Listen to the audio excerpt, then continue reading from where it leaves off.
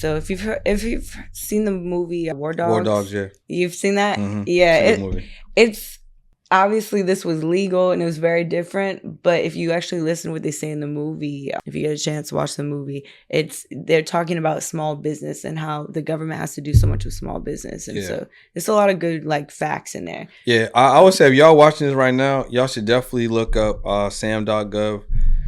You can get a government contract. We had my guy Government Cheese on here almost a year ago. We did a part 2 as well. But that episode, he breaks down exactly how you can get into government contract and anyone can get a government contract. So y'all should definitely go to Sam.gov and just kind of poke around.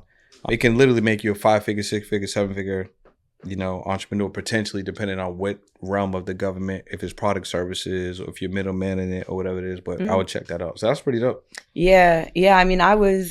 I had a very like career path. I was selling everything, like solar panels, like all these technical products. I ended up selling cars and I was only like 17. So I was in college, still selling cars, playing lacrosse, doing all that kind of stuff.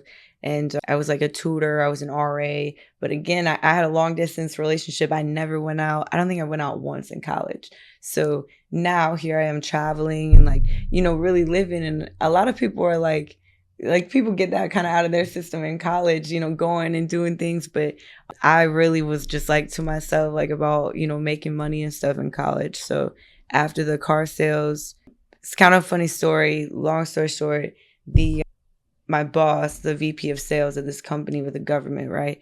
He had come to the car lot and recruited me. He was just like, look, you don't want to be selling cars forever, do you?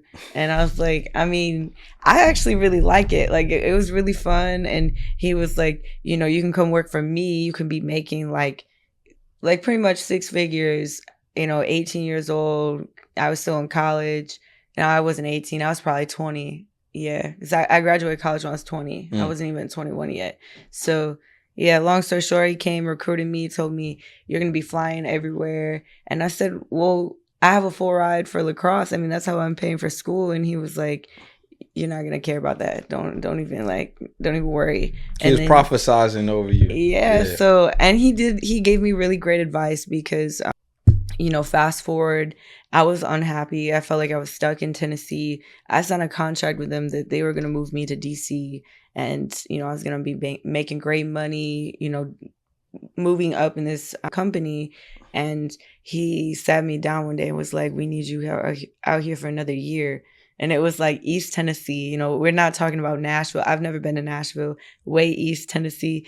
And one day he said, I don't know if I can say this on the podcast. So I don't know if this is like private information, but basically he told me I should probably leave because I'm not happy. He said, look, Alycea, I know you want to thrive. You want to be, because I was like, I can't live in Tennessee anymore.